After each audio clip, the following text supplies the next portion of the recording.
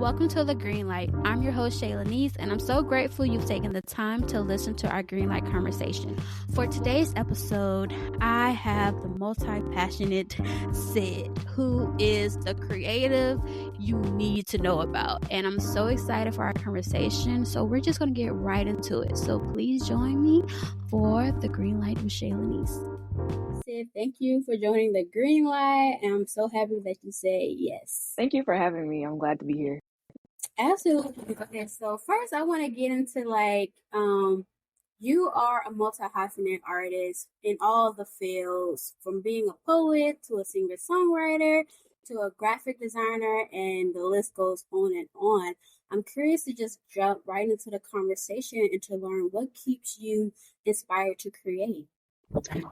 Honestly, life in itself. Ever since I was like a kid, I've just been very aware of my surroundings and like what I enjoy doing, what I'm passionate about. So like most people will be like, "Yeah, you're multi-hyphenate, multi-hyphenate." I don't take offense to that at all, but I prefer to refer to myself as a multi-passionate person because I'm like just extremely passionate about all the art forms that I get to do.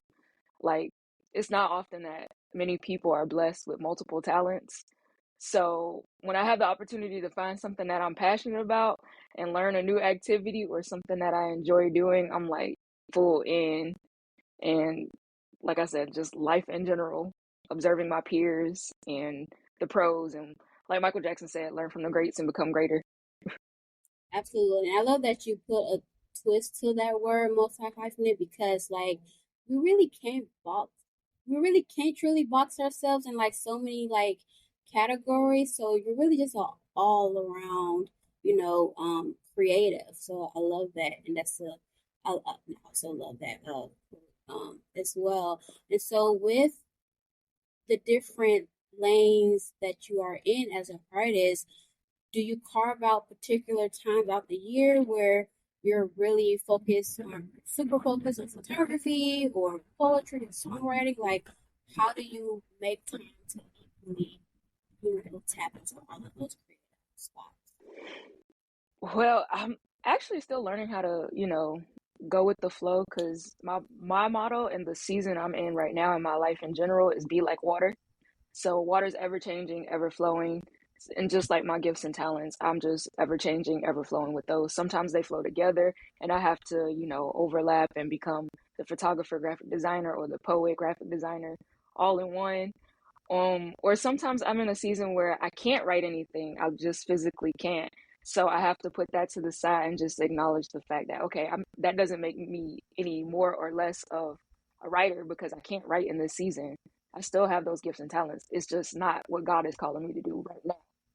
So I do a lot of tapping in the spirit and tapping into God and listening to like, what am I supposed to be doing? What feels natural right now?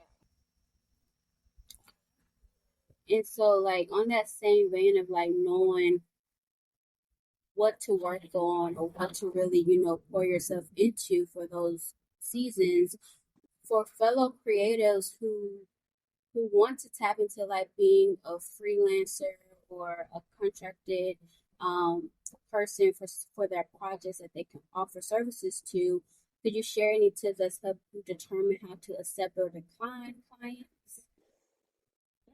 If it doesn't automatically feel right in your spirit, if you automatically just discern, like, I don't think this is going to work out, don't do it. Because there have been many times I've taken on different clients and I'm just like in the middle of the project and I'm like, this doesn't feel right, but I'm going to go ahead and complete it because I don't want to let them down. I don't want to like be a difficult person to work with. But at the end of the day, I know now what cues, what certain things that I don't like when I'm working with someone. So I won't go and revisit those things. You just have to know yourself and know your work process and then understand how people fit into that as well. I love that, and you already touched on another point I wanted to bring up about if you had any non-negotiables, and you do. So do you? So like when you draft contracts for certain projects, are you crafting the contract up to align with the non-negotiables that are just like no goes? Oh, absolutely. My standard contract itself automatically has my non-negotiables like highlighted. The thing like early on in my career, because I've been doing this for like I want to say over 10 years now, because I started graphic design when I was like in high school, and I've been out of high school for a good minute. And so like over the course, it's been a lot of trial and error, learning as I go, being in the industry, learning in the industry, especially being a freelancer because it's way different. Corporate life is way different than freelance life. Freelance, you have more control of yourself. There are no like specific rules that you have to stick to. You make the rules. So you know yourself better than anybody else. And you know how you work, you know how you flow, you know like who you get along with and who you don't. So working those things into your contract is very important. You just have to be very professional about it and just not. And also, you have to check your ego. I've done a lot of ego checking, a lot, because I'm like, do I not like this certain aspect because it doesn't work, or do I not like it because I'm relinquishing control in a certain area that I feel like I should have control? So, like, how much of me am I willing to put aside in order to complete the vision for others? That's good. When you were learning those parts about yourself, was that when you were doing a lot of corporate related work or just overall as a freelancer? Actually, it's just mostly been freelance because I haven't been corporate at all.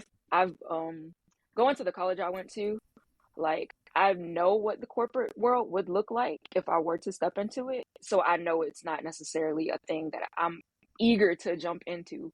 So I haven't. So I've mostly been on the freelance side of things, trial and error, um, getting clients by word of mouth, by self promotion, marketing, um, a lot of volunteer work, a lot of just putting myself out there. So yeah, it's really just been a self learning experience outside of the classroom structure, finding my own structure.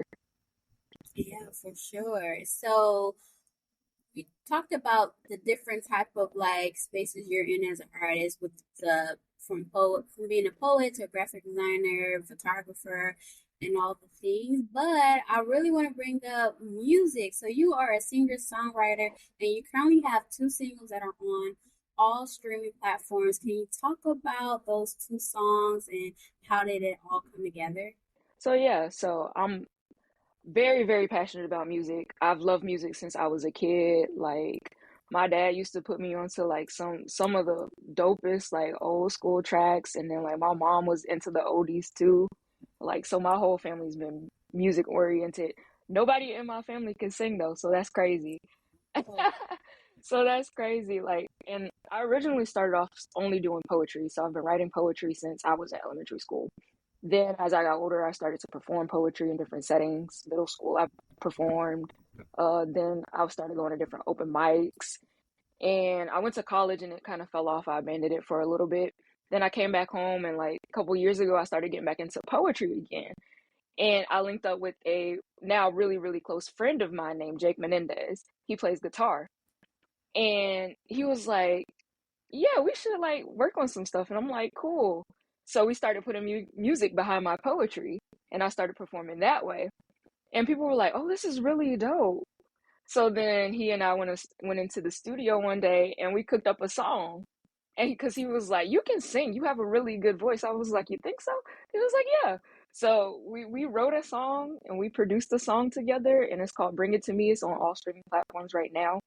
And then after we did that, I was like, I really like this partnership. So we have a group called C and J. You can find us on Instagram and on Spotify and all streaming platforms.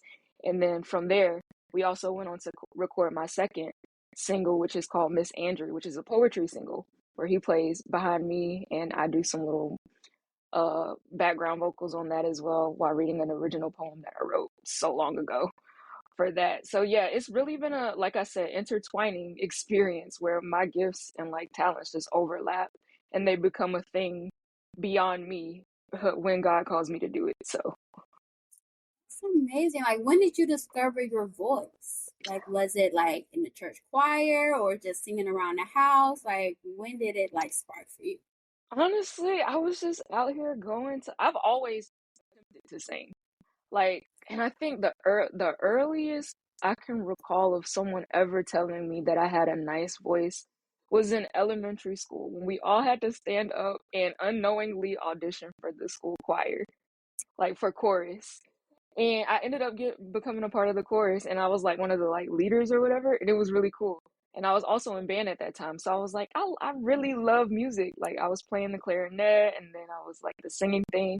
So it was in the back of my mind, and I put it on the back burner. I was like, okay, I could kind of sing cool. Everybody's like this. I'm like, so it wasn't until I got older and I started like just playing around, like at open mics, I'll sing along or like hum along, or like I'll be around musicians all the time and I'll just like hum along or harmonize or something like that. Like, hey, you got a good voice. It wasn't until this one particular show I went to, local show I went to, and Jake approached me. He was like, "You have a really good voice. We got to do something with that." So we ended up actually doing something with it. So ever since then, I've tried to been working on that part of me and that craft. Like I still don't technically like to call myself a singer songwriter, even though I am, But you because are, and yeah, you're even doing the though I thing. am, because it's like, ooh, if we do that, we really gotta be that. Oh yeah, that's true. What brings you the most joy, the writing process or the performing process? Equally both, because it taps into different parts of me, very much so. Because like the writing process for me, I know a lot of writers have where they set out a specific time and they're like, hey, this is the time I'm going. No, I'll be like in my car, in the shower, in the bed, like doing something random, and I'll be like, "Oh, I gotta write that down," and then it'll become a song or a poem, or I'll start out writing a poem at night, and it'll become a song. Like I love how organic it feels, how just naturally it flows, and then performing, like, don't tell nobody, but I don't practice. I don't really practice for real. So when I do perform, for it to come naturally. That's why I don't do a lot of memorization either.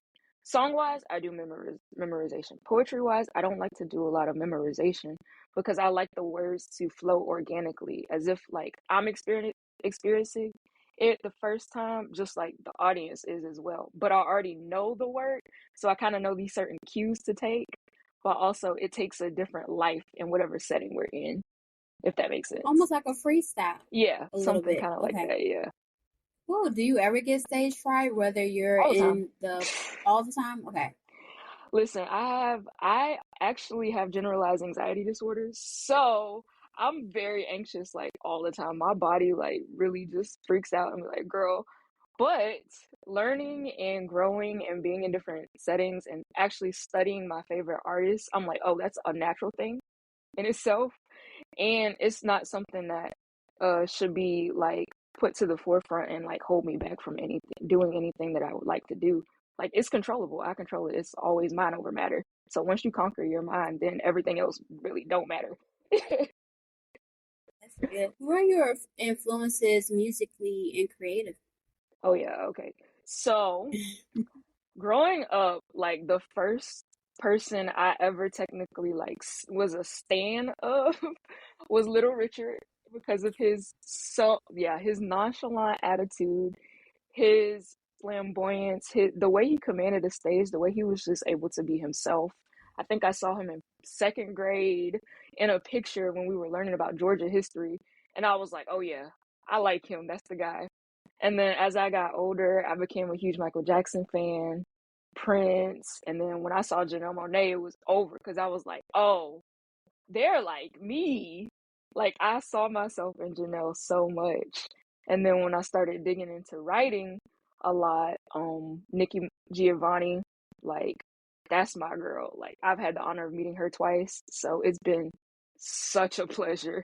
Like I consider myself a student of hers, even though I've never like learned under her professionally or academically at all. And then Sonia Sanchez because of her peace and her calm, and she's actually what I want to learn to be and how to chill out and not be so raw all the time. Awesome. And when you and in the photography lane, do you have any like specific artists in that, or really just like, and if not a specific artist, what's your photography style? Like, do you prefer like people or more abstract type Yeah, yeah. art?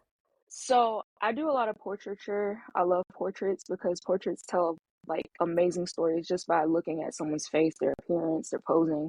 Like those are really deep stories, especially like when they're in real settings, like real life off guard. I love lifestyle photography where it's just natural, off guard. I've done and I love doing concert photography because that atmosphere is a whole like spiritual experience for me. I love being in that kind of area. Growing up, like when I first started studying photography, because I wasn't always a photographer. I didn't start photography until I was like sophomore, junior in college, and I decided to make that my minor. I started studying Gordon Parks. Um, I'm drawing a blank right now, but a lot of the black photographers that came from like the old school that shot like black and white or like real lifestyle type photography. Carrie Mae Weems, absolutely love her kitchen table series. It is amazing, and then the revamp they just did with ASAP Rocky, like that whole thing was Genius. genius. Absolutely love her. So yeah, it's I love black culture. So that's when you see any part of my art, when you hear any part of my art, it's going to be deeply rooted in black culture and my black experience and the generalized black experience because our stories are so powerful. Yes. And I love that like your name is so strong, especially like on your Instagram handle, Sidvolution. How did you create that name? I'm not even gonna lie, like the first time, like back when Instagram was like old Instagram when it had all those old filters and I didn't really Yeah. understand the platform at all. I was like, what is going on? Are these just for filters? Or like what are we doing here? I was just like, what should I name myself? And then over time I was like, you know what? You're your own revolution. And I used to go by Revolution. And I was like, oh, you're such a rebel. That's cool. And I was like, but I don't feel like enough of you is in it. So I was like, Sid is a dope name. I already go by Sid, which is my name. And I was like, and you're your own revolution. So you might as well just Sidvolution. So I put the two together and it's been like that ever since. I want to say that was middle school when I started that. Just crazy. And it's, Already ahead of the curve and like yeah, it's still standing and lasting. yeah, thank you. Awesome. And so with your college experience, is that where you picked up a lot of like your formal skills, whether it was through editing or photography, or was it a little bit of your high school experience as well when you did learn some of those skill sets? Yeah, so back in high school is actually when I first got to tap into all my creative energy, like across all planes, because I went to a arts high school. So it was a charter school. So we had to audition to get in. We had to get picked and everything. And when I got in, I was like, yay. My band director in middle school did not like that because I was not going for band. I was going for communication arts because I originally wanted to be I wanted to work on videography and cinematography and things of that sort because I thought in my mind I was going to be shooting music videos. I thought I was going to do all like the pre-production and post-production type work. I got in there and I was like, this is cool, but like I want some notes. And then they introduced us to graphic design, and I was like, I've kind of been doing this all my life, so let me tap into this and see how this works out. And ever since, like, I've been locked in with graphic design since high school. I did a little fashion in high school, got to explore that side too. Really love that, but graphic design has always stuck and been my thing. So I took that over to college, got my degree in that, and learned my foremost, like, I refined the skills that I already had because I pretty much already knew like a lot of this stuff and it just needed to be refined. Yeah. So, is it safe to say like once you went to college and graduated from there, is that when you it sealed the deal that you're going to make this a living? Actually, no. While I was in college, it actually kind of sealed the deal because while I was in college, I was just starting to do freelance work. So I was actually an intern with a local band and they brought me on and they were like, "Yeah, we like your style, we like what you do." So I got to do their branding. I got to do their promotional flyers. I drafted some merch for them. Like, and I got to go to all of their parties and like do photography for them as well. And then I started getting outsourced to like other production groups or agencies or whatever you want to call them. So I got to go to these other concerts. I've shot Sheila E before, like at her concert, and like I've done Khalid. Like I've got to go to all of these different spaces. Like, and I think one of my favorites was going to Afropunk in 2016. It was amazing because I was backstage with all of the artists. I was there to shoot the band that I was with, but I also had free reign to shoot everybody there. So I have some back behind the scene photography. I met another one of my major influences, Saul Williams. His poetry is amazing, and he did this collab with Janelle Monáe that really put me onto him. And I was like, oh yeah, I like that. And I got to meet him, and he encouraged me to continue to do my thing, and like he just uplifted me, and I was like, oh wow, this is a blessing. So yeah, just being in the atmosphere in college, working in college, did push me to further want to do this outside of college. Now that for like this whole Afro punk experience really stands out to me, and I'm curious to know like when you're working at that type of level and scale behind the scenes, can you talk a little bit more about the specific process? Like if you are there to get all of the photography, how quick does your turnaround have to be? Like or like how are you like managing your time for like the concert lineups or like the artists on stage? Like how does that kind of work? Yeah. So since I was with the band that I was with, and they were like smaller known back then, I had more leeway and more free reign because technically I was only there to shoot them, and they only Okay. had one performance. So once I shot them, I pretty much used that entire weekend as a learning experience for myself. So I was like, like, what does this look like? And I was a baby in photography. I was literally just starting off. So I had a Rebel, I want to say it was either a T5 or a T6, which is like one of the beginner crop frame photography cameras. So I'm back there with my little camera. Everybody, all the big photographers had their major cameras. So I'm like, unknowingly to them, shadowing them, like, oh, this okay, so this is how you do it. Okay, so when they're on stage, you have to be quick, and like these are the settings. Okay, so I'm learning behind the scenes as I go. So there's no like real structure to it. There's no real turnaround to it for this because, like I said, I was only there to do that one job, and once that was done, process those, get those to them, and then free reign for me to explore and learn. And then with like the Sheila E, did you how was that experience? Similar to Afropunk?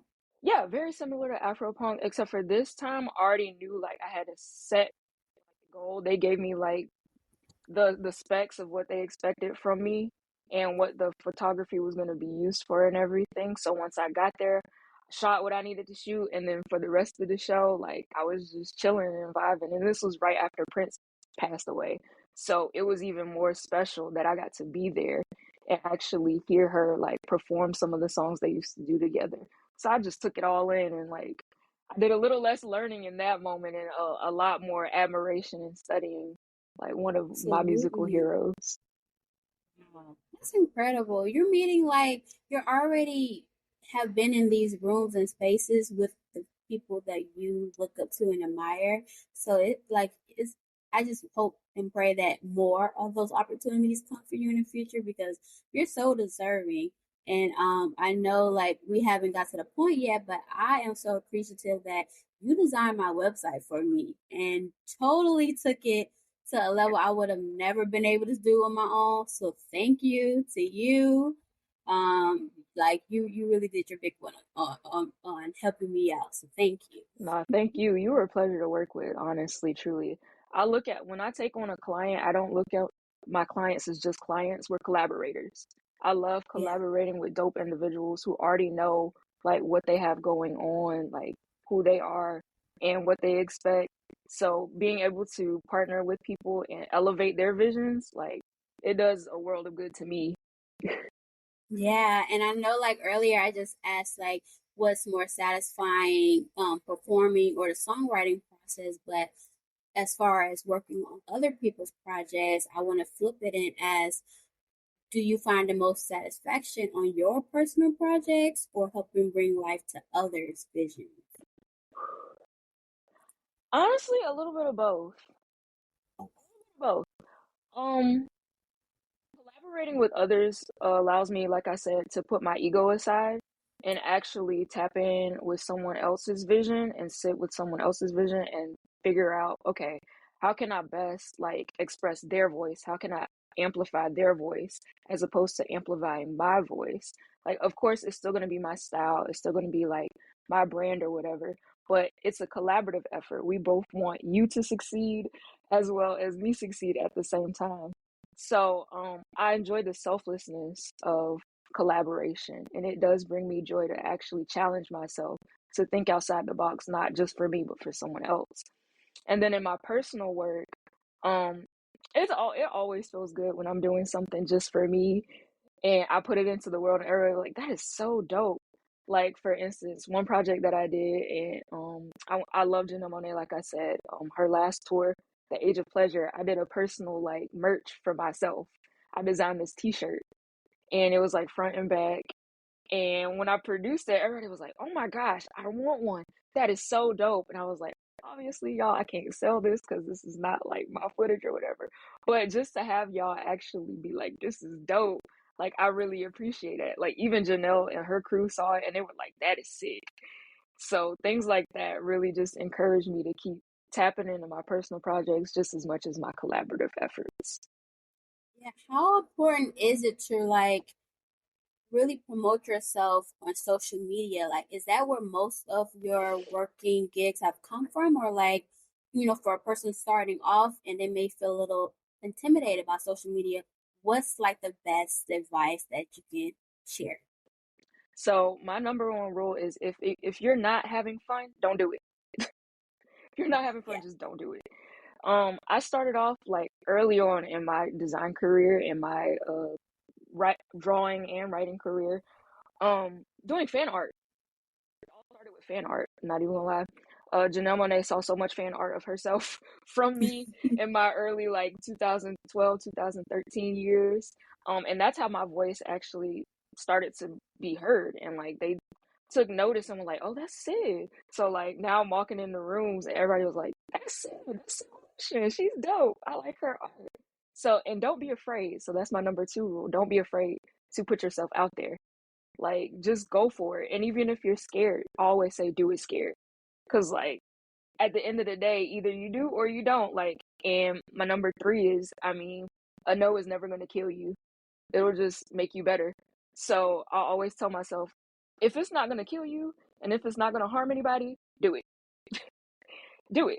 If it's gonna be for the greater good, if you feel good after you do it, after you put the art into the world, if you put your best foot forward and you truly believe in what you do, no matter how many likes, no matter how many follows, matter how much engagement you get, like that's satisfaction in and of itself, just to get the thing out there in the world and to start building your legacy. Love that. I feel like I hope that's like the biggest takeaway from our conversation for people is to like do it scared. That's that's right. That's all you need right there as the motivation to like really keep going. And so to wrap up the call, I wanted to really kind of like get your perspective on like I'm sure you had a lot of highs and lows throughout your journey. And I'm curious to know like how do you ride the highs but also not like sit deep into like the lows? Like, how do you kind of like center yourself in the good and the bad moments? Yeah, so I'm still actively learning how to do that because it's very difficult being an artist, especially when like art isn't as valued as it should be. Because you'll experience days where it's like, I'm not getting any clients, or I've done great work and people are stealing ideas, or people are underpaying. So you just have to take it as it comes. Like I said, be like water, ever flowing, ever changing, adapting to the situation. Allow yourself to feel how you feel in the moment, but also know that moment isn't going to last forever and always. Like that moment doesn't define exactly who you are as an artist. And you also have to find time to take care of your mental health, tap in with yourself and do some self-care. If you honestly truly are not having a great time doing the thing that you are called to do or passionate about, it's okay to put it down for a little bit. Go do something else. explore who you are, do some introspection, like why am I feeling this way? What can I do to feel better? How can I like make my artistry better if it's something lacking on a craft level, or find a mentor, find a good mentor, ask them questions. I watch a lot of documentaries and I watch a lot of interviews. So tap into those people who are already in the industry or who have gone through the same things that you're currently going through. Take notes. Um, I call myself an eternal student because we're always learning, forever and always. And I absolutely love learning. When I learn something, I always have the urge to like put it out in the world and tell somebody else. I have to immediately tell, like, hey, I learned this and you should know this. And oh, if you ever want to blah, blah, blah. And they're just like, Sid, how do you know so much random stuff? Because I study. I love to study my craft. So, yeah, on those days when you're feeling down, just look for inspiration. Try to turn those things around. Um, Look to people who have already been through what you're going through, because everybody's journey is different, but nobody's journey hasn't been gone through before.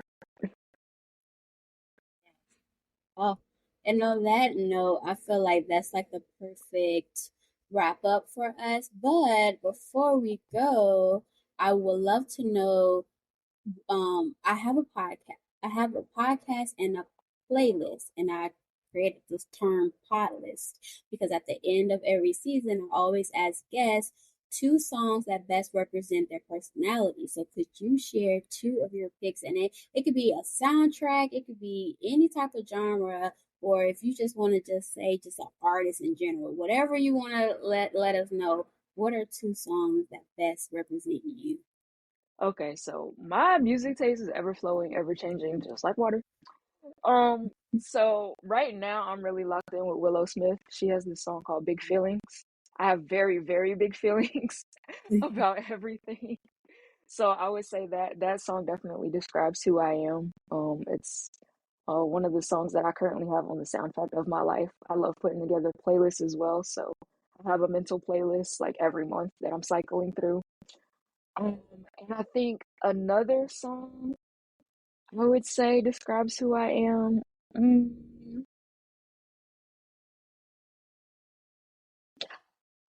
Instead of song, I'm gonna say album. Because my favorite album of all time right now is The Velvet Rope by Janet Jackson.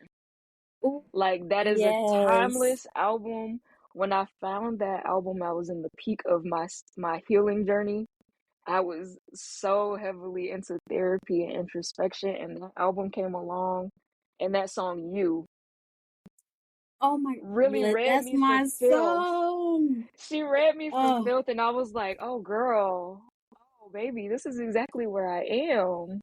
Like, you oh, gotta mean what you say. You gotta say what you mean. Like, it's so many yeah. quotables. And then she started spelling conscious backwards, and I was like, oh, let's go. So yeah, Big Feelings by Willow Smith. And I guess if I had to choose a song off the Velvet Rope, it would be You. When I tell you, you just made my day saying you and talking about the Velvet Rope, and I feel like we connected so much on like our favorite artists, Prince, MJ, but specifically Janet. I feel like we've had more conversations with Janet. I was like, yeah, the Velvet Rope, and just like the meaning behind of why she created the Velvet Rope Right. and the album. I was like, yeah, she's Yeah. that person. She's that artist. Oh, she is that girl. Like, every interlude is so perfect. Everything about that album is Yes. perfect. Cover art's perfect. Ugh, love it. Absolutely. Yes. Well, thank you again, Sid, for saying yes. I really appreciate it. I don't take any yes for granted. So I really appreciate you taking the time out of your day to come on the show and really share your story, share your journey and advice for those who want to tap into fellow spaces that you already are in. So thank you again. Thank you so much for having me. I really enjoyed this.